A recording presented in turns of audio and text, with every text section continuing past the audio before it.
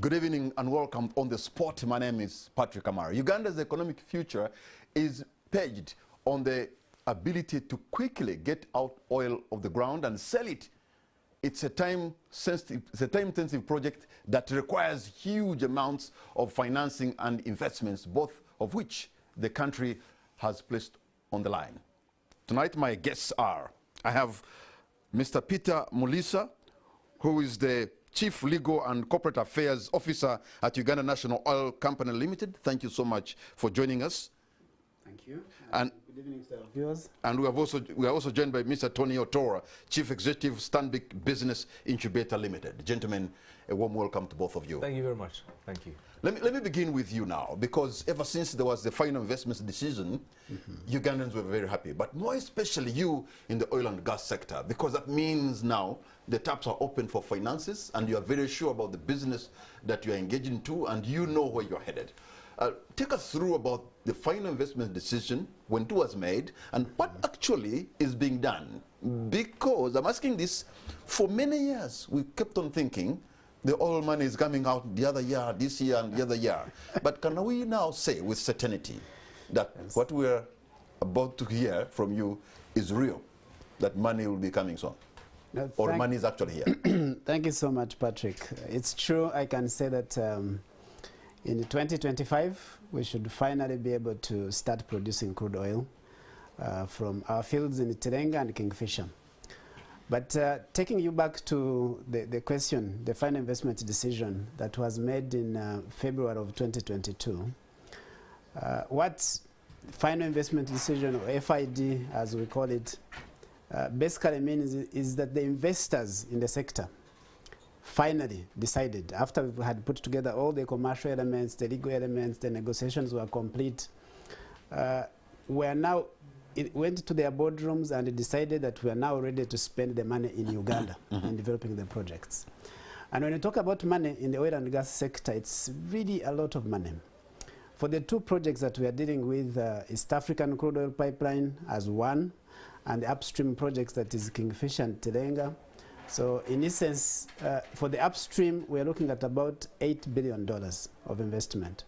For the pipeline, about $4 billion of investment. That is $12 billion in an economy of 44 billion GDP. So that's big investment.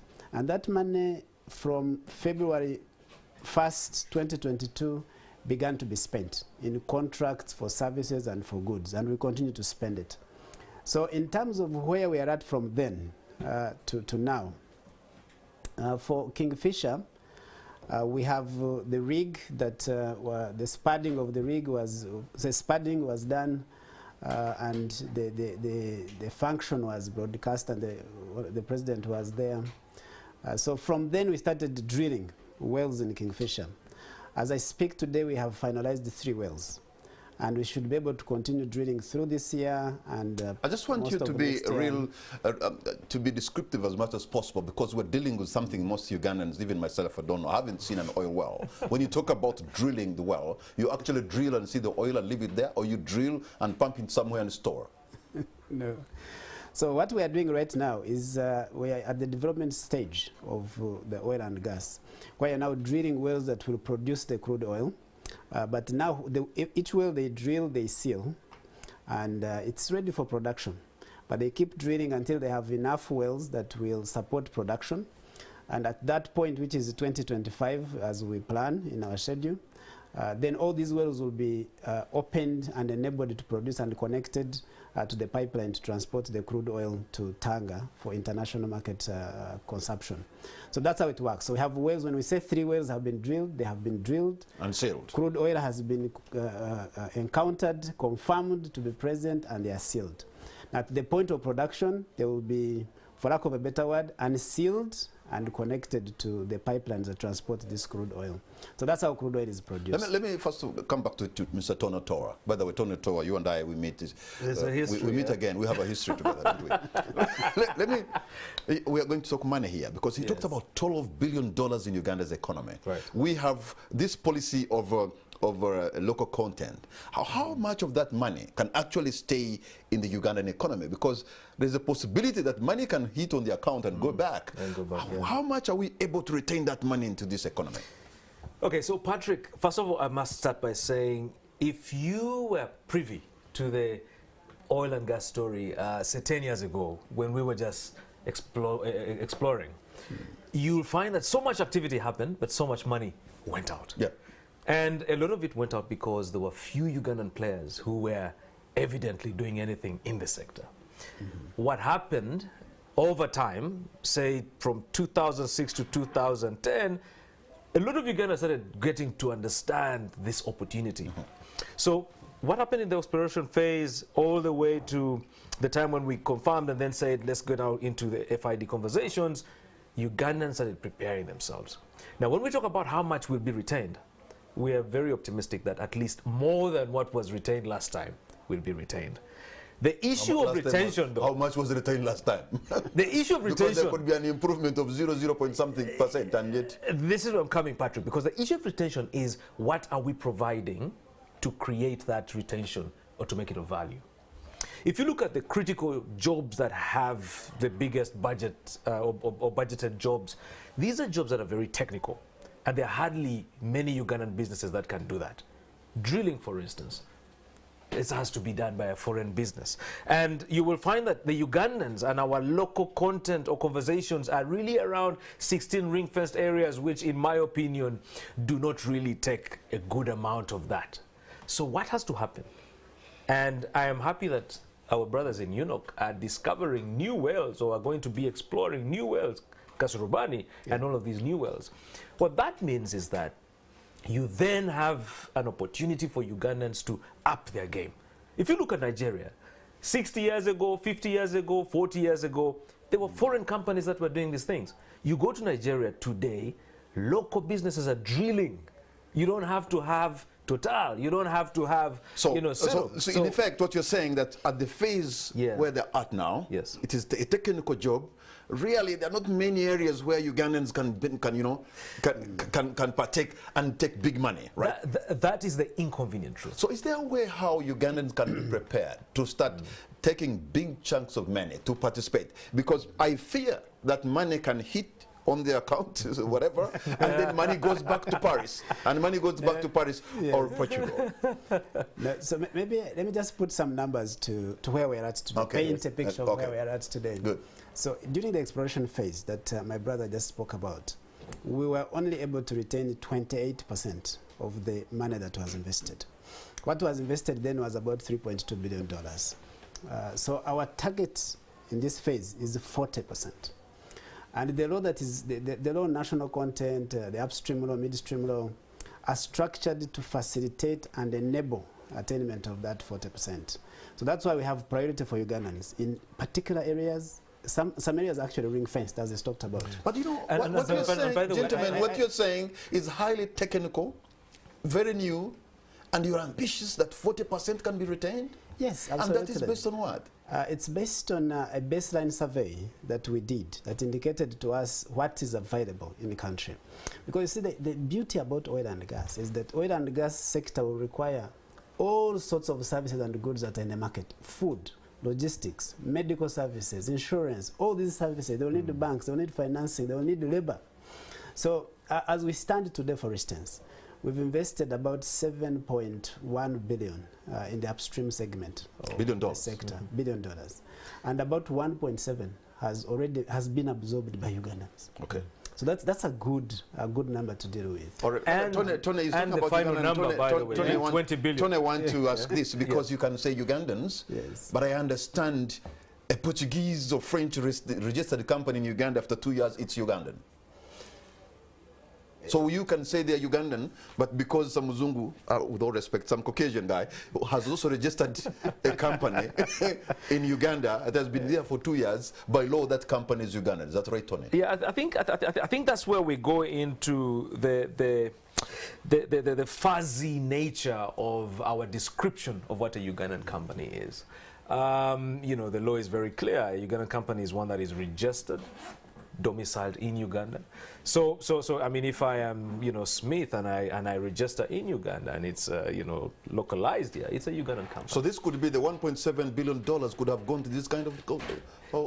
I have no problem with that, but I just wanted to highlight that. That could be a possibility. There's a context to it. And some guy is just gathering sand and aggregate rocks and is a Smith and the money is going back to the UK. No, Patrick, not necessarily, because again, if you look at the conditions for a lot of these conversations or how it works is there has to be a percentage of workers who are Ugandan, okay? So the idea of how many people, your manpower, are Ugandan. But also how much, if you look at a local content evaluation, it looks at how many or how much goods and services are going to be procured in country. Yes. And by the way, the numbers, it's by numbers in detail, meaning that at least out of that 100%, a certain value of manpower or goods and services are going to be procured, and that money is going to be retained in country. I think for me that's a good conversation. Whether it is done to the latter is another conversation, but at least the law is very clear. So you're going to set your standards, you're going to set your parameters of the services and the goods to be provided, and then some people will be technically knocked out. How do you ensure a Ugandan firm can actually reach the standard that you require to serve you? So that's a very good question. And what we've done for the last probably 5 years is to, from the government side of things, to train Ugandans to look, because most of the jobs, for instance, in the oil and gas sector are blue collar, not white collar. So we focused on the blue collar skilling. And so government invested a lot of money in skilling people. We have so many welders, so many people trained in and certified to the international certified standards. to international Yes. standards. Okay. We have enough manpower now to do welding, to support in HSC. But of course, we also required that for employment purposes, Ugandans are given priority. Now, the next element was to deal with the businesses, private sector. And that's how the incubator comes in. That's how other entities, private sector foundation, UMA come in to work with us to ensure that the private sector is prepared. And as I speak today, Patrick, there are so many Ugandan businesses that have been able to bid and run through the bids properly and meet the standards of oil and gas sector and provide the services. Okay. Yeah. I can tell you one vivid example that you will find amazing. We have entities that are doing waste management that are fully Ugandan. Yeah? We have entities, the rig, the very sophisticated rig in Kingfisher was transported properly without incident by a Ugandan company and delivered to the Graben. So there are many Ugandans that have heeded to our call, gone through the training and have met the standards and are continuing to meet the standards, and many more are coming on board. And that's why we value the partnership with the Stanbic Incubator. In talking about the incubator, Tony, you know, Ugandans, they have that rare ingenuity, and we sometimes we have the entrepreneurial spirit. Right. We start so many things, incubate so many things, but also somehow they become wobbly. So have we gone past that? The infant mortality. There was a recent, not really recent, but there was a study that said or confirmed that Uganda is the most entrepreneurial country in the world. I don't know if it's a confirmation or an allegation. That's a different story. But the truth is, many Ugandans are enterprising. But when you look at the longevity of a typical Ugandan enterprise, it's usually 1 to 2, 3 years. I will tell you, if you went to URSB today and looked at the numbers of businesses registered today, and you went back the same time next year, or in 2 years' time, you'll find that you have less than 30% that are still They've died in their infancy. They've died. So what we did at the Stanbic Incubator was to say, how about we deal with this issue, but also go into the particular sector that we believe will have an impact, which is the oil and gas sector. In our first cohort, we took on companies like GCC. We trained them. We took on companies like Inspector Africa. We trained them. City Medicals. We trained them. These are the guys with the biggest contracts today in the oil and gas sector. Are we proud? Yes, we're very proud. But the truth is, a lot of businesses need to be supported to understand the idea of compliance. You see, as Ugandans, we've always had this thing of, ka business ikange, chichitambula, you ask a guy, how about you make your business compliant? And the guy will simply say, Why are you stressing me? A business is about day tumbler. The business has been moving, so why should we do it differently? What we are simply saying is, if you want to get onto the great money that you're talking about, you have to become compliant. The oil and gas sector does not compromise when it comes to standards. The standards are standards, you know? And sorry to say, but a lot of the time you'll find that our biggest challenge as Ugandan businesses, and this is a fact, it's the inconvenient truth, is our work ethic. The oil and gas sector doesn't know a Sunday, it doesn't know a public holiday. But our typical thing of Uganda, when it's a public holiday, a weekend, a wedding or a funeral, there's a situation. So I think it goes back to work ethic, but also compliance. Are you compliant to the latter? In the sense that when you are being evaluated for an opportunity and they look at your health and safety, which is very critical, by the way, health and safety, they look at the checklist. You have to have that. Did you know, Patrick, for instance, that you need to have a malaria policy? Because you're always falling sick with malaria, you think it's normal. But it's not normal for everyone. So there are all of these things that you need to come and understand. And that's what at the Incubator we do. We get your business from that raggedy situation, profile you. Take them through the baby steps and teething problems. And when these guys are making money, we're excited, we're happy. Okay, yeah. I just want to, because you guys seem to be very passionate about what you're doing, and you're speaking with a lot of hope. But we've been there before, where we're saying, okay, this is time we have reached. Once again, 2025 seems to be the target when you'll start pumping the oil. But really is it? I can assure you and assure all our viewers and Ugandans that 2025 is the target, and it's achievable. Is that the political target or the real target? No, it's a technical target. I'll tell you, Patrick, why it's a technical target. We have 3 rigs that are drilling currently. They've been drilling the Kingfisher from Feb, Nterenga from July. We have a 4th rig that is being assembled. Now, at this point, it's science, because you know how long it's going to drill 900 feet into the ground, how long it's going to drill 3,000 feet. And we know how many wells we need to start producing. We have, for the pipeline that will transport crude oil, we have finished acquisition of land nearly. We're at 88% in Uganda, 99% in Tanzania, where the pipeline will pass. We have ordered for line pipes. We are constructing the coating plant. The marine terminal is under construction. So we are sure. We know how long it will take to lay the pipes. We know how long it will take to transport the pipes. So 2025 is achievable. Okay, technically. Tony, perhaps you understand this. I don't know at what the calculations you made, because the oil industry, there's a lot of turbulences. You know, sometimes you find the barrel, sometimes it can go even as low as $30 a barrel. It can go to $100 a barrel. So I don't know at what level have they calculated that Uganda will not make a loss, even if the barrel goes to. What is the lowest a barrel can go for Uganda not to make a loss? You know, that's a very technical question, and that really goes to, you know, a lot of financial analysts. But the truth is, oil today, in today's world, is still a resource that is needed. So the potential of it going below those levels is probably not possible. It is a much needed resource. And again, we are complaining about fuel going expensively or high in most of our fuel stations. Yeah, that's true. Yeah. That is an indication of the need. That is a conversation between supply and demand, meaning the demand is high, the supply is low. So it going down might not really happen very soon. But also you need to understand the geopolitics of oil. You know, when you're looking at how, you know, OPEC is dealing with this situation, the situation in Libya, for instance, as well, that's happening right now. What's happening in Nigeria, for instance. There's no electricity in Nigeria. I don't know if you know that, but over the last few days, that will have an impact.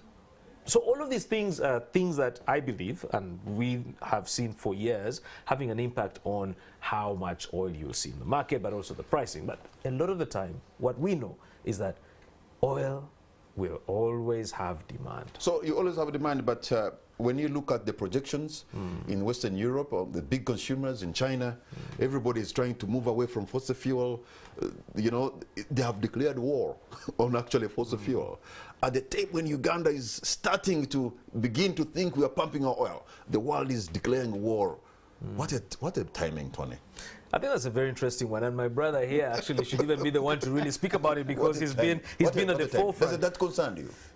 No, it does, but we do rely on data and analysis to make the decisions. So we are concerned. We know what the transition is about, and we have a plan on the transition. But let me just set these facts for you to think. Today, 43% of the primary energy source of the world, in what we call the energy mix of the world, is petroleum. And to replace that 43% with another source is not something you can do in 20 years, and not something you can do in 30, 50 years. It's going to take a while. Now, the debate really of carbon dioxide and greenhouse gas emissions should not target oil and gas. The conversation should be, how do you achieve neutrality, carbon neutrality? So if I produce 2 barrels of crude oil and I know they will generate maybe 40 kilograms of carbon dioxide, how do I offset those 40 kilograms? Because that's a debate. And what we've done in Uganda is we've taken all the measures, including use of solar farms to power our pipeline, use of submersible pumps to ensure that we don't use nodding donkeys in the production. Wait a minute. To ensure. Nodding donkeys, speak English. What is this? I can see somebody is bobbing the head thinking, So apologies. But when you're producing crude oil, I'm sure people have seen certain pumps that are used to get the crude oil out. Okay, now I can imagine the nodding donkey. Now I can see it. Now I can see it. In Uganda, we are removing the use of those. We are going to use submersible pumps. We are going to use electricity from our grid. We are going to use electricity from solar, just to ensure that our carbon footprint is reduced.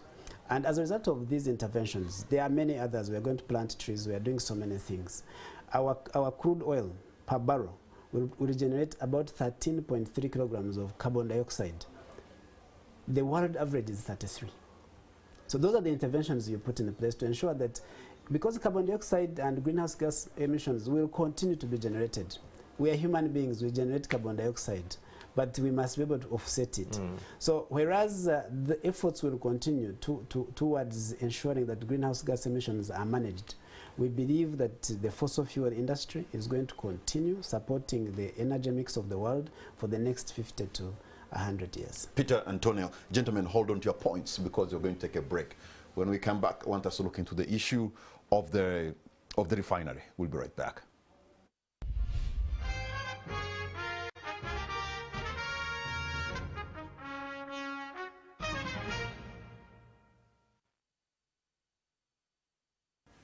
Welcome back. You're watching On the Spot. My name is Patrick Amara. My guests tonight are Peter Muliisa and Tony Otoa.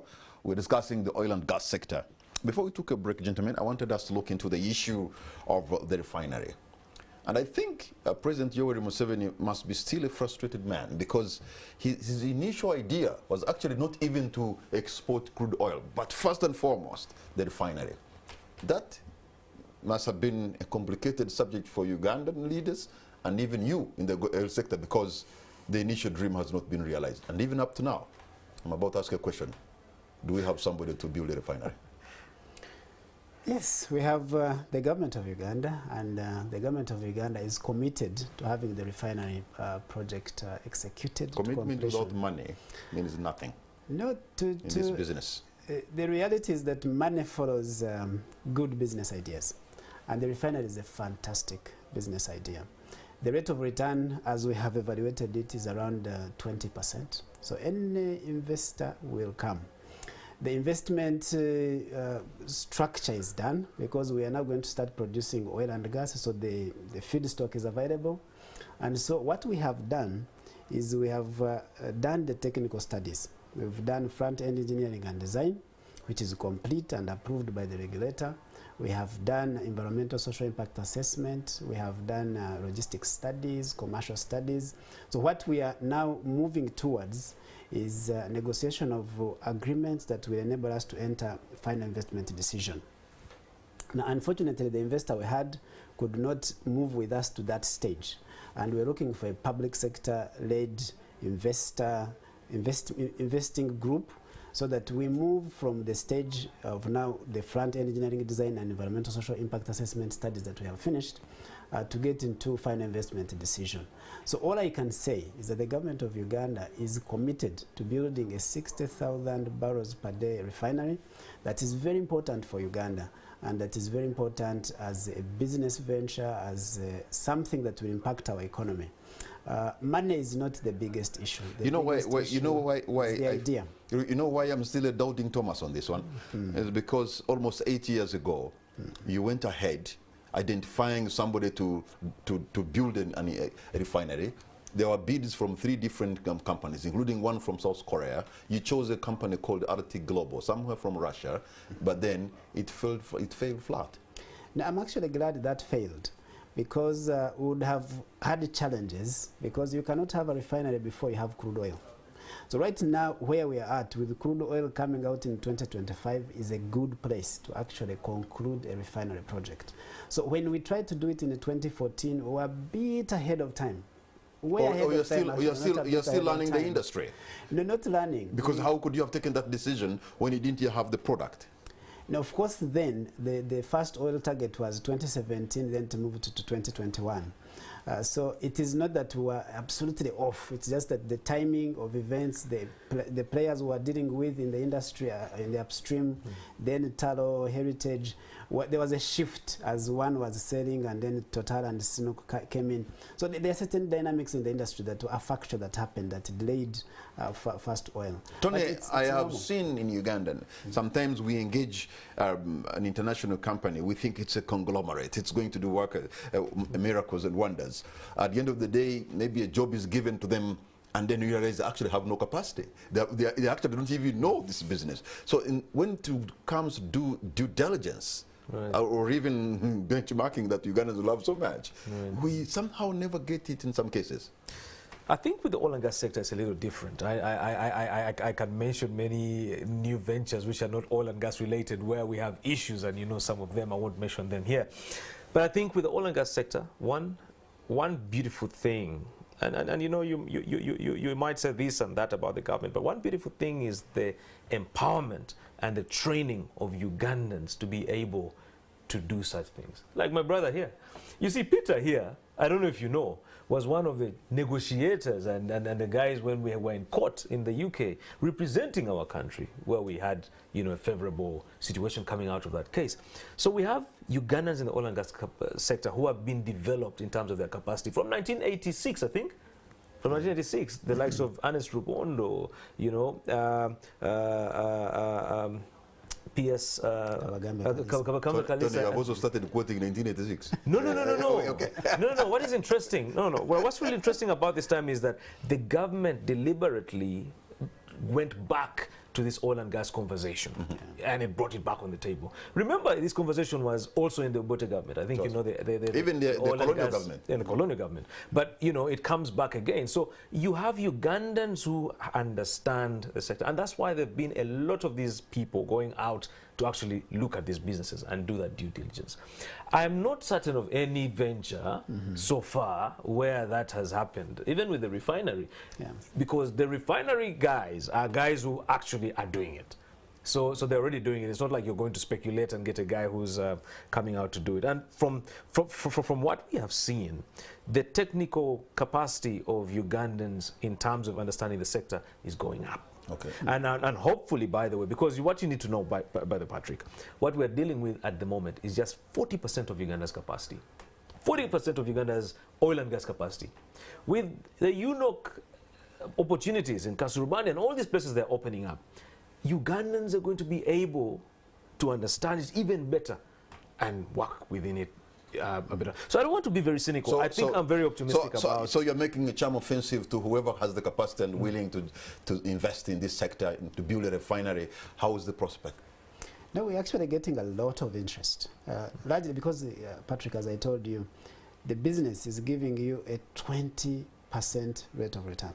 Many people understand it, and they will be able to come. And the crude oil is right here about to be produced. It's available. We've given the refinery a first call on the crude oil that we produce. So as we sit today, I can't mention names, but we have a lot of interest in entities that want to join us to progress the refinery project. And we can assure Ugandans that the refinery is going to happen. And it's going to provide very significant impact on our GDP and the growth of our economy. And we are focusing on it. So the president of this country is still steering that dream, and we are going to achieve it. You know, countries that have been producing oil for quite some time have developed economies of scale. Yes. I'm wondering whether you are able to build a refinery in Hoima, and at the end of the day, you'll be able to compete with the people who have economies of scale, who have known the game better, so that our oil can be able to, you know, to compete. No, definitely, yes. So that's why we're able to come up with a rate of return of 20%, because we are looking at our competition, we are looking at the market. Now, an inland refinery that sits next to oil wells has several advantages. One, it's getting the crude oil at a less price than you would sell it on the international market, because we net back it. So it doesn't have to have the cost of transportation to the sea. And so it will be a lot less. And you're sitting next to a market that is literally captive. And you're transporting your crude, literally, for this particular refinery, it will be 1 kilometer pipeline transporting the crude into the refinery.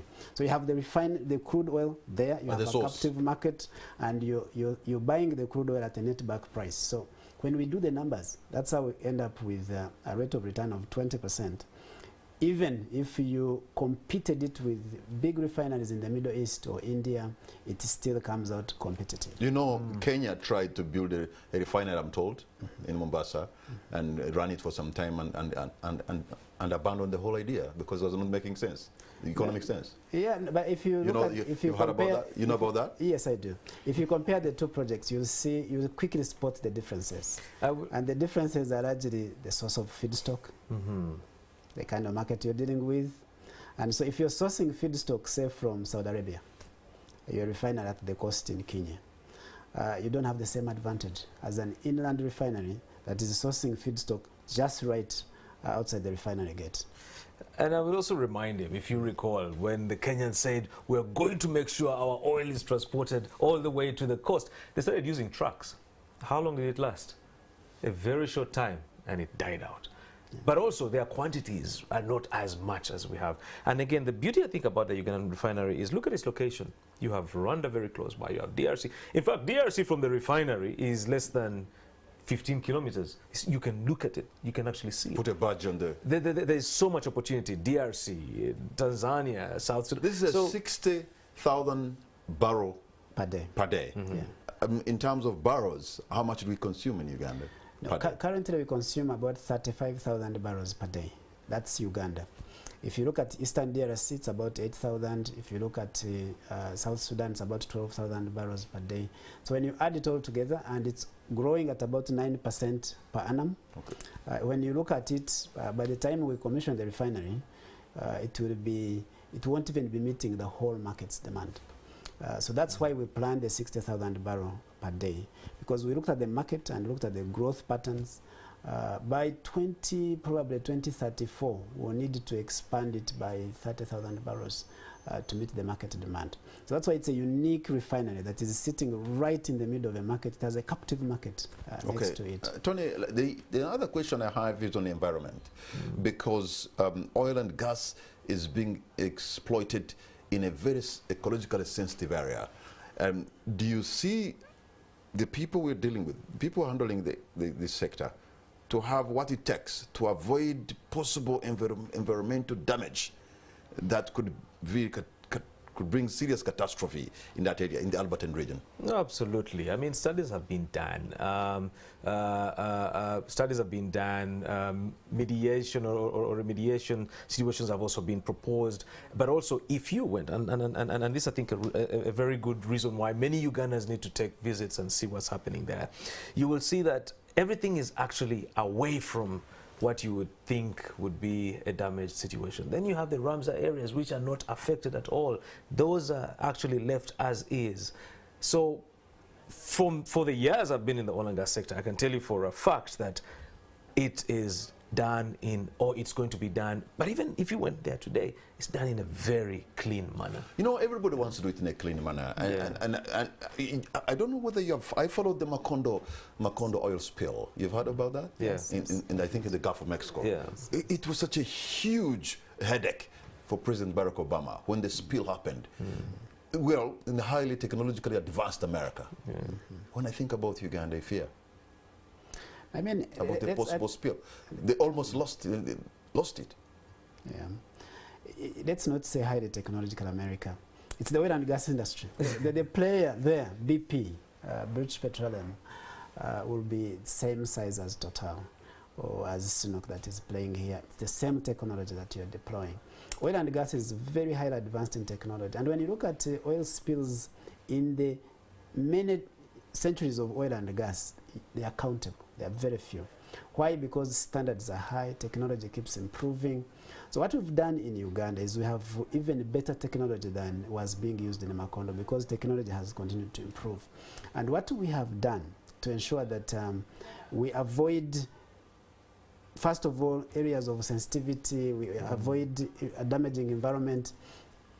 For each of our projects, we do environmental social impact assessments that to look at, first of all, avoiding areas that are sensitive, avoiding going through areas where there are settlements, where people are, and ensuring that the projects as far away, as my brother Tony was saying, as far away from settlement, from people as possible. You know, in Uganda, there's no area that's not sensitive. We were talking about the Pearl of Africa, the jewel of Africa. So every part you're going to pass through is sensitive, is ecologically sensitive. It's correct, but of course you rank the level of sensitivity. And what we've done is that those that can be avoided, we avoid. But where we can't avoid, because it must interact with nature. Any project, be it a road project, be it a house construction, will interact with nature. We mitigate the impacts. And we have many mechanisms to mitigate the impacts. I'll tell you, Patrick, if you go to the Graben today, the 4 rigs that we are using are silent rigs. That means they are more costly. But why did we construct silent rigs? It's to mitigate noise pollution, to mitigate pollution. So it's one of the elements of mitigation that is in our environmental social impact assessments. Now, at that point, you have mitigated. Then you construct and you keep improving.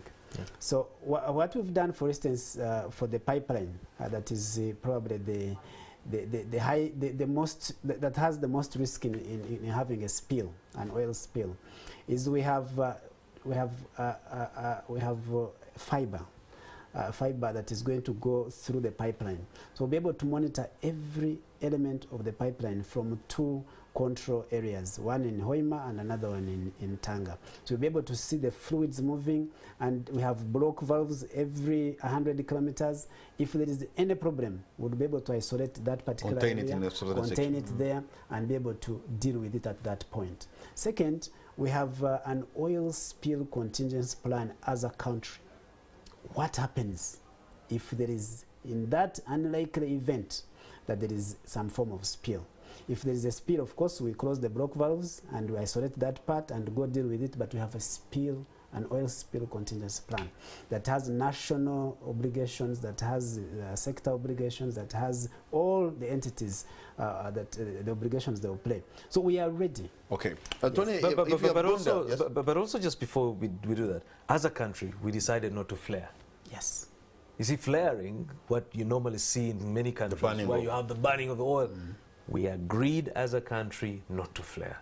I think that's a very positive. Because I'm told in some countries it's even causing cancer. I mean, it's hazardous, but so, but you've been to the Graben. Have the people working there? Have they even brought in the citizens, the local communities? Are they embracing this? I'm saying this because you remember what happened in the Ogoni area in Nigeria. You know, at the local Banyoro, the local Acholi, the local Lur, and the other places you may go because you're exploring many places. Are they embracing this industry? Absolutely. Absolutely. First of all, you need to commend the companies for their community liaison officers who are always traversing the place. From my early days when I used to work for an oil company, I won't mention the name, it was evident that community engagements were important. But let me just give you the most interesting example. 2 weeks ago, I was down for the graduation of farmers who had been trained by a company called Pure Grow. And you know, Uganda Chamber Mines and Petroleum has really tried as much to promote that engagement through these companies that are members. And you could tell from the conversations of the locals that they are excited about the training because the food that is being procured is procured from them. They're called PAPs, Project Affected Parcels. Okay? So most of the food, the tomatoes and whatever, are got from them. The security that manages the camps is from the local community. So the engagement in terms of opportunities, the jobs and all of that, you find it trickling down to local. Because it can come to the fact that at the end of the day, the locals have no the required skill to partake there, and then they look Patrick, at it, and then before you know it, you have a conflict. Yeah, Patrick, the truth is the locals haven't been to university like many of us, but they can provide food. To provide food, you don't need a degree. Yeah. To provide security, you don't need a degree. To help with cleaning the camp and doing manual labor and all of that stuff, you don't need a degree. Let me tell you something. When you look at the industry baseline survey that we did in about 10 years ago, we found out that 25% of the needed labor is unskilled labor. Yeah. Unskilled. What we normally call juakali, unskilled. 25%. Mm-hmm. By the way, the people like this, Peter here, and all these fancy people, they are less than 1%. They are 14%, you know, the engineers and all these fancy people are like 1%. Those jobs are gone. The biggest jobs are the 60% where you talked about the blue collar, you know, your welders, your plumbers, and your artisans and all of these things. But the 25% are you unskilled. These are people who just need certification in health and safety, can speak English, but even not really speaking English, but can actually understand what they're doing. And those are the local people that is... So those local people, the project affected person, where all of them were they compensated fully? Because I remember there was a company called Strategic Friends International that was supposed to be dealing with the project affected persons for them to be compensated. And there are people who had opted that, well, I don't need the money built for me, house and whatever. I think there was a village called Nyamaswaga, something like that, where they were supposed to be housed. So I wonder whether those homes were actually delivered to them and people are living there, and whether it's not like a camp. No, I think Patrick, I need to take you down to the Graben. Okay, that's a welcome idea. You see, the PAPs were given options of either you're compensated or you're given accommodation. Yeah. I will tell you, the accommodation that was given to them for those who accepted was really amazing. And by the way, many of them took it. Because, again, compensation, in my place in Lira, we were compensated for a role that was passing through. When you give a local man or a woman who has never held 1 million shillings, 30 million shillings, 100 million shillings, it's craziness. But those people, if you went to, say, Bugungu or any of these places where, you know, resettlement housing has been done, it's quality housing, and you can see a change in their idea of how to, you know, live within their community. It's actually very, very positive. But I must also add, Patrick, a lot of the time, and that's why I encourage a lot of people to go and see what's happening.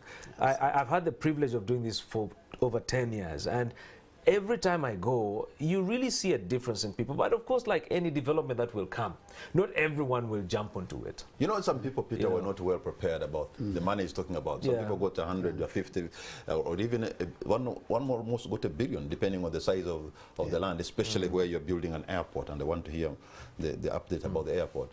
And there was an amazing story I had. This old woman got about 150 million shillings, and she had never even held maybe 100,000 or even 50. And then she asked, is this money enough to buy me a border? And they told her, you can buy very many. Yeah. So you can imagine, some people are not prepared at all. I hope they did not land into the hands of sharks. And then what we've done now is learning, of course, from experiences from government projects before, is we realize that many times if you don't prepare the people, they will definitely waste the opportunity. So we contracted a bank to go and do financial literacy for all the project affected persons. And these classes were done where they are married couples. You would have both spouses in some classes, then you would have classes that are dedicated to the wives, and then we had them open accounts, together joint accounts, and we've continued to monitor after that. So for those who accepted the cash compensations, we took them through that training. We are monitoring how they are using the money to make sure that also that money does not split families and have. So was it a requirement for a married person to make sure that the spouse is there? Both of them are there. Yes. So and this is what I saw. And this is what I heard with my own ears at one point. This lady was asked to tell the benefits of the refinery coming, and she said the benefit of the refinery for me, I'm going to thank the refinery because it has brought my husband back. What had happened is that they had split with the husband for almost 10 years. But because you had a requirement, this guy who was legally married to bring the wife so that she can sign for the money, the man had to go and hunt for where the woman is to bring her so that you give him the 100 million. And after that, and all the woman wanted was to get back her man. Yeah. And she was like, me, I'm okay with the refinery, I have my man back. I hope they are still together. Unintended consequences, but positive. But Patrick, just to say, there are many more benefits that have come with this. We have had people get really nice houses, those who chose to be resettled in their houses. And those who got cash compensations have been helped. We have testimonies of people who have been helped to use that money to improve their cultivation. There is a testimony of a man I met recently who started on 2 acres of cassava. He's now targeting to do 20 acres of cassava this year. He's supplying Total, he's supplying the camp, the cassava, he's supplying cassava cuttings. He's making significant sums of money. And there are many, many testimonies like that. But they've also, the local content law requires that the local people, the project affected persons, the people who sit in the project area have priority even over nationals. So as we speak today, we have about 13,000 employees that the sector is employing, and 3,900 of those are from the local area where the project is happening. In terms of supply of goods and services, we have received goods and services from local suppliers. This is the small-scale farmers and suppliers and small businesses. I think as of last week, the cumulative figure that was from these suppliers is slightly above $1 million. And this is not little money in that economy. So, but this has been because of very focused intentional activities, actions by the government and by the joint venture partners and oil companies, Petroleum Authority of Uganda, concerted effort to ensure that we have an absolute social license to operate. Tony, very quickly before we take a break. Just what he hasn't mentioned is our strong partnership with UNOC, where we are working with the farmers as Stanbic Business Incubator, and we are expanding this project, which is quite amazing, because what we've done is to go into all of these major sub-counties where there are all of these amazing farmers, focusing again on women and youth, the underserved, and getting them to be part of this story. So really giving that social license its validity. Okay, before we take a break, very quickly, Tony, I want to hear your voice on the issue of for us to go the Norwegian way and not the Nigerian way, because this is going to bring us a windfall of money. And I can see the government is just now looking to Hoima. How do you make sure that the other areas, by the way, that have even a bigger capacity to bring money, remember oil is even finite, to bring in money, are not neglected, because there was a possibility that could happen. Right. Patrick, what you need to appreciate, and today is a very interesting day, because I've really spoken very good about the good things that are happening or have happened by the government. Nigeria has been producing oil for so many years. Do you know when they got their first National Content Act in place? 2010. Uganda, before we even got a drop, or before we even get a drop out, we have all of these policies, laws, acts in place, which stipulate how and what and when. So I think for me, we're doing a good thing. And I'll give you a very simple comparison. Uganda and Ghana discovered their oil or commercial oil quantities around the same time, 2006. Everyone got excited in Ghana, and they went and rushed straight into the production of oil. Where are they now today? They are going back to where we finished putting oils or enacting laws on the environment, on cost sharing, on all of these things. And you know what's so funny nowadays? We are now a benchmark for them in terms of looking at policy. And even before we produce. Exactly. So I think for me, setting these, the 2013 acts in place was a great starting point for us as a country. Meaning that if we mess it up, we are the ones to blame. But we have put in place mechanisms to make sure that it goes right. Gentlemen, hold on to your points because we're going to take a break. When we come back, I want an update on the airport in Hoima. Is it King Kabalega Airport? And also, I will be giving you an opportunity so that you too can have your say. We'll be right back.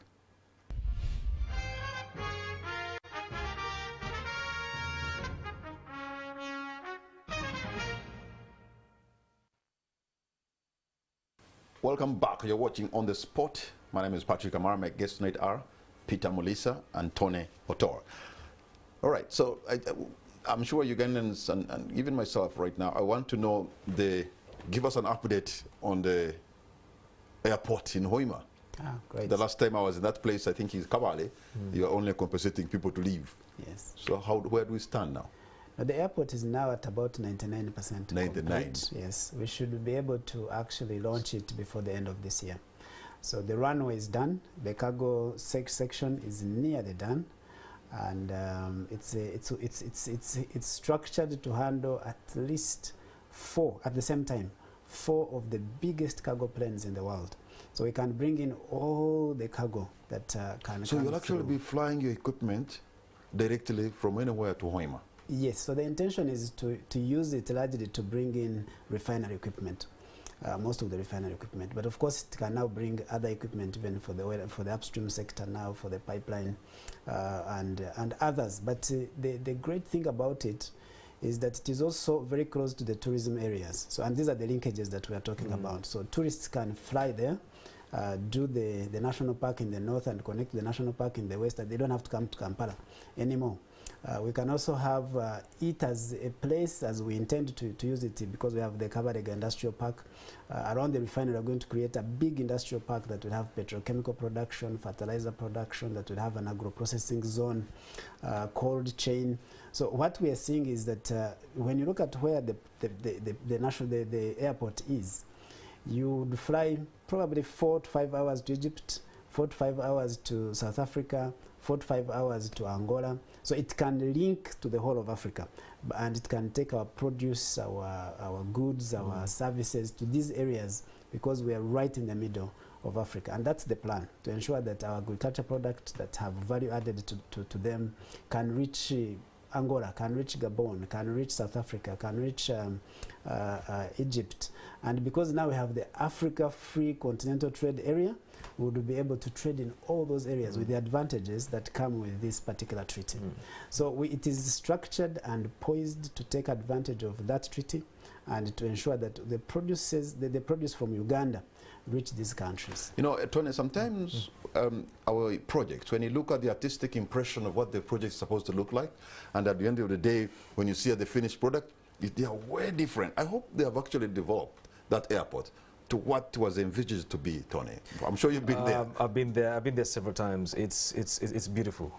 It's beautiful. I've had the opportunity of actually also driving on the runway. It is beautiful.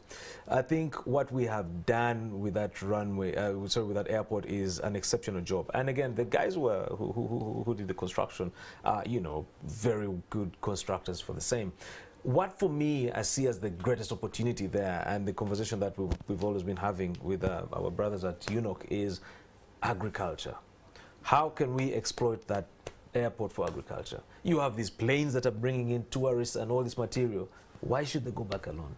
And that is why at the Stanbic Business Incubator we decided to go very hard on the issue of agriculture, creating an opportunity for that agribusiness zone or agro zone which is going to be produced to be able to be full and have food going out. But that would mean that you have really to build the capacity on the agro-processing industry.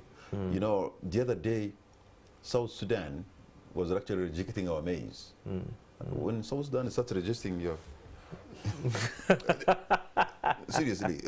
I mean, they deserve better. Yeah. They deserve better. But if we cannot even give them quality, Yeah, but then how do we even start thinking we are going to... Patrick, I think, for me, that is a deliberate agenda, or has to be a deliberate agenda of the ministries that are concerned in this area, trade or agriculture.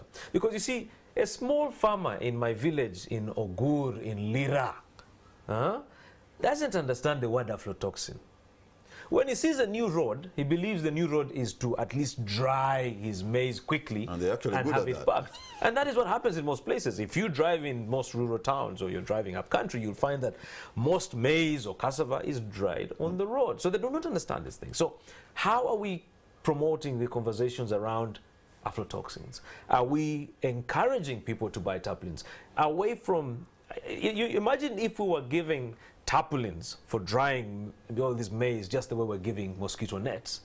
That would mean you would have maize that is dried in a better situation. So I think the conversation has to be deliberate from the ministries, you know, that are concerned with this. Because you see, a middleman or your transporter has no idea or his ability to trace where this product has come from is very limited. So that's why you have to go into the conversation of traceability. Who planted this? Where was it planted? How was it planted? What chemicals were used in these things? And that is what we're promoting. Organic farming and really getting the farmers to understand. You know, it's, as Stanbic Bank, you can get into that. But for you to have really impact, you need to have a government that is also highly interested in the same. Absolutely. When you look at the kind of money they're putting to agriculture, you know, 3 or 4% of the total budget, it's laughable. Why? Because they committed themselves to put about 10% of the budget into agriculture, the so-called Maputo Declaration. They never do. You have almost 60% of your population engaged in agriculture. But when you look at what they contribute to the GDP, it's low. So it doesn't make sense that the biggest percentage of your people are contributing less to your GDP. True, true. But I can tell you for a fact, the thing or the opportunity that will alleviate a lot of people in our rural communities is agriculture, but doing it in a more modernized way, mechanizing it and creating an opportunity for people to be able to be more productive. What we are encouraging, let me tell you a very interesting story, especially like in the Hoima situation, is farmers to grow high value commodities. Yes. When you plant 10 acres of maize, how much are you going to get out of it? God forbid it rains. I had an experience of my own where I planted 10 acres of maize and I only got 700,000 shillings. I don't want people to be like that. So we're encouraging farmers on a small plot of land, let's say 1/4 acre, high value commodities like lettuce. We have a pastor called Pastor Arthur in Hoima. Pastor Arthur did not understand what farming was in reality. He now does Chinese lettuce. I bet you don't even know Chinese lettuce. When I walked to his farm just to inspect and see how he was doing, I asked him what it was, and he said it's Chinese lettuce. And I asked him, do you eat it? He said, I do not eat it, but I know it brings money. And he has Chinese lettuce in an area of about 1/4 acre, and each lettuce goes for 5,000 to 6,000 shillings. Now, you have about, say, 1,000 of those. Imagine how much money he's making. And by the way, he makes it in a shorter time, which is, say, about 6 weeks to 8 weeks, as compared to maize, which will take 3 to 4 months. So that's what we're trying to get farmers to see and think different, you know. And trust me, when you see the impact on their livelihood, unfortunately, you know, unfortunately, the public sector Yeah. And the government, which should also be doing this massively, I think it's not that they don't want to do it, but they don't get it. Is that your assumption? They do, because you are there trying to show us the numbers, and they think it's very easy. Yeah. So it will just be like, you know what, this is the thing to get into. Yeah. Because I also don't think they are bad people. No. And you know, now at the incubator, what we're now trying at the Stanbic incubator, what we're trying to do now is encouraging things like climate smart agriculture. Climate smart agriculture. A water irrigation system in the village can cost 400,000 shillings, and we've done this at our model farm in Hoima. 400,000 shillings. That money can be made by a farmer in less than 6 months. More and more and more of it. Okay. That's the beauty about it. My contribution to this, I'm not a specialist in agriculture, but my contribution to this is we have spoken about the standards required in oil and gas, and we painted the picture. We encouraged people to come for training. And oil and gas sector is here, and Ugandans are participating and meeting those standards. Yeah.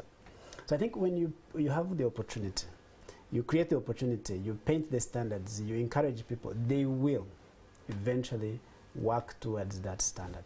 So I'm not really worried about our farmers upping their game to be able to meet international standards. We just have to continue creating the opportunities, and they will be pushed slowly through training, through support to get into that process. Yep. I'll give you a few stories, a few numbers. So Gabon, I think, is now in some political issues. But Gabon spends about $1.4 billion on importing food into Gabon. It's 4 hours from Hoima, from that airport. We can get beef, we can get farmers, and we'll eventually meet the standards we should be able to. Because the airport, the Kabarega Industrial Park is structured to support that whole value chain, through cold chain, through agro-processing facilities and storage facilities, and planes will be coming, they will be leaving. So what I think we need to focus on and to support and work the government with on is to create these opportunities. You know, the market in Africa has always been there, but accessing that market has been a problem. And you know, Africa has not been trading with herself. So you can have all this big ambition and big dream, but the truth is we have not been trading with ourselves. But ever since the Africa Continental Trade Area was ratified, not many countries have taken advantage of it. I'm told in Kenya, they experimented last November. They wanted to send goods to Ghana by sea. I think they sent it in November and the goods arrived in February. But you see, Patrick, also what I wanted you to understand is that even locally in Uganda, we have a huge demand for this food. I will tell you a simple story, and this is a very interesting story when I was still in my oil and gas days at Total. I attended one of those supply development forums where we talked to the public about what's happening in the quarter. It's a requirement, by the way, by law, for the companies to have a supply development forum every quarter. And we went down to this place in Hoima where a very nice guy called Muzamiru came and said, I am sick and tired of you guys coming in and bringing your meat from Kampala. The meat was being got from quality cuts. So we said, okay, that's fine. Do you have enough cows? He said, yes, I have cows, which is true. Do you have an abattoir? I said, I can cut the cow and I bring it to you here. Health and safety wise, that's crazy. So the guy said, okay, but so what Talo did at the time was to build him something like this studio, a very nice tiled abattoir, netted to keep the flies out, running water, and Muzamiru started supplying. In about 6 months, he bought a small truck and he was able to supply. After 9 months, or 8 months, 9 months, Muzamiru started disappearing. And the question was why? He's running out. And he said, you people eat too much meat. I don't have... So, I mean, it's about also supporting the guys to understand that things get wild, but you have to improve on your capacity on a daily. You cannot keep doing things the way you were doing them. So you have to up your game constantly. But also, working in coalition or associations. Our typical Ugandan mentality, which I really do not like, is the working in silos. I have my deal, so I want to eat it alone. You can't, because the sector is very capital intensive, standard intensive, manpower intensive. You have to have a mix. So me working with you, Patrick, and Peter here means I have a great mix of the right people to make this contract not heavy on myself, but achievable. And I think that is the conversation that we need to do. So if you've looked at a lot of the stuff that I write about, I emphasize joint ventures. Absolutely. You know, consortiums. A great way of managing a huge task the best way possible. And I think, in all honesty, that's the way to go. I mean, it's if you bid as a joint venture, and we've seen companies that have taken bids as joint ventures have ended up with bigger contracts. They've executed them very well and on time. And it's also risk management. Yes. Because you do not carry the whole risk alone, but you're able to bid for something bigger than your own capacity. And so we support the issue of joint venture, and we've been preaching joint venture for so many years. Okay. And even in this agriculture structure, associations, joint ventures is what will enable our farmers to participate, and it's what we are pushing in the oil and gas sector. It will work the same way in other sectors. Gentlemen, as we try to conclude this, I want, very briefly, where the pipeline stands right now, from Hoima to Tanga, that journey, how it looks like. So as I indicated earlier, the pipeline is, of course, it's a linear project, so it's been a big effort in acquiring that land, where it will pass the 30-meter corridor. And in Uganda, we stand at 88% acquisition of land, and all the project-affected persons who accepted to take houses have received their houses, 177 of them. Even in Uganda? Houses. This is in Uganda. Okay. In Tanzania, I've seen houses being given out in Tanzania. Yes, even in Tanzania. So both ends we have built houses and handed them over. Tanzania land acquisition is ahead of Uganda's. We're at 99%. The pipelines, before they are laid, will have to be coated. So we have a coating plant that is under construction in Tanzania that will be ready is going to be ready to receive the pipes and coat them. The line pipes themselves that will go into the ground have been ordered. So we have 2 farms that are producing them now. And so we should have the first batch of pipes by the end of October come into the coating plant. The marine terminal in Tanga is under construction. In Uganda here, you've seen adverts for civil engineering firms to bid for civil works. So we are on course. For the pipeline, we should be able to have it ready by 2025 to transport the crude oil that will be produced at that point. And of course, the general conversation we've had around the pipeline is whether it is getting funding. We've had all these climate activists fighting its funding, but I must speak to Ugandans and say that we have the financing for the pipeline. It's 40% equity. The equity is available. It has been provided, and it is running the project now. The debt component of 60% is oversubscribed by 20%, and we should be able to have the first tranche of debt drawn down either end of this year or early next year. So the pipeline that will transport the crude oil is on course, and it's happening. Okay, let me tell you the beautiful story on our end about the pipeline. We just concluded a couple of months ago the training of 200 local businesses in the 10 districts that within the pipeline. We did it so well that as Stanbic Business Incubator, that Petroleum Authority and the African Development Bank decided to extend more of that to the end of this year. So we're taking on another chunk of businesses along the pipeline. But the beauty about it is that it's really about creating an opportunity for the local businesses to enjoy these opportunities that he's talking about. Yeah. All of these things he has talked about means there are people who are going to be in that area who need to eat, who need to enjoy it. You have a pipe that is buried underground going. What business are you talking about? No, you see the construction. Okay. Let me tell you something, Patrick. When you're constructing your house, you have so many workers and masons and all of this. Yes. The lady around should be able to come and provide cooking services. When your house is complete, it's okay. You'll only need the guy to fix a bulb and slash the compound. But the beauty is we need to get our people involved to understand what's going on. You remember the IBS, Industry Baseline Survey? One of the biggest challenges for Ugandan businesses that made them fail to get into the sector was visibility over demand, the failure to know what's going on. Today, that's a different story. Even just this conversation, and that's the beauty about the UCMP 90 days of oil and gas. It's really about saying, how do we get more Ugandans informed about this opportunity? How do we get Ugandans to understand this complex thing? You know, when my brother here talks about donkey, donkeys or whatever, and all of these things are now broken down for a common man to see where he fits in the game and how we can participate. So, but very briefly, both of you, considering that we have a huge debt as a country, has it not already been mortgaged before it even gets out of the ground, Tony? I think I'm not very...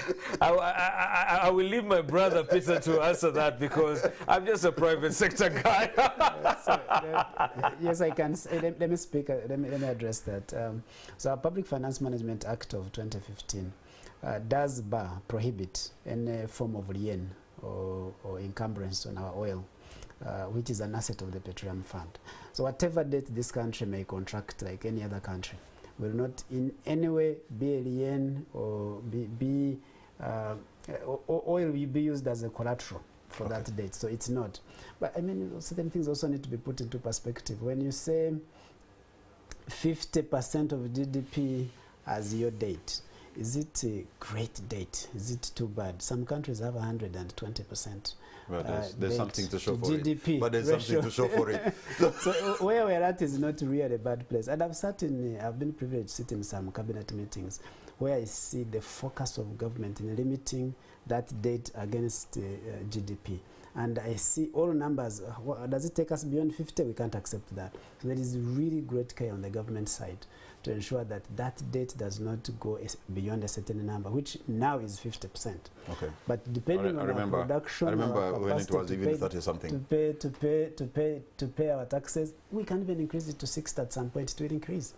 See, yes. That's why I told you he was the best person to answer that question. Because of the vantage position he has. So, gentlemen, we're coming to the end. Yes. Tony, what's going to be your parting shot? I think for me, we have a great opportunity as Ugandans, and I think it's a great opportunity. I've been serving at Uganda Chamber of Mines and Petroleum as an advisor for some time now, and I can tell you, we're at a good point for information purposes, but also a sweet spot for Ugandan businesses to get involved in this sector.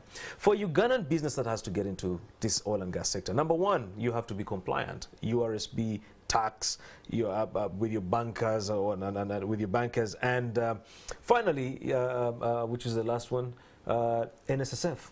Yes. Okay, if you have those compliant, you can get onto the National Supply Database, because I can tell you that you cannot provide toilet paper, even toilet paper, if you're not on the NSD. So you need to understand that it's important for your business. National Supply Database. Yes, and at the Business Incubator, Stanbic, that is what we do. We prepare your business, get it ready, and also support you with getting onto the NSD. And we're proud about it. Peter, your parting shot. No, I really want to thank NTV for hosting us, and I want to thank the Uganda Chamber of Mines and Petroleum for doing the 90 days of oil and gas, and I hope that many Ugandans will be able to hear these opportunities and take advantage of them. The one call that we continue to make as Uganda National Oil Company and as the sector is on Ugandans who have capacity to work, who have services to provide, goods to provide, to come and understand, come to Chamber of Mines, come to PAU, go to PAU and learn about the opportunities that are available. Go to home and see what's going on and find a space, some space to participate in. Okay. The money we are talking about is real. It's being spent and people are going to get it. It's best that you do Kulembeka and get some of this money that is being spent in these 4 years. Peter Muliisa, Chief Legal and Corporate Affairs Officer at Uganda National Oil Company, thank you so much for giving us your time. Tony Otoa, Chief Executive, Stanbic Business Incubator Limited. Thank you so much, gentlemen, for having added value to our understanding of the oil and gas sector. And we thank you once more. But you, the viewer, I want to thank you even more for the privilege of your company. Good night and God bless Uganda.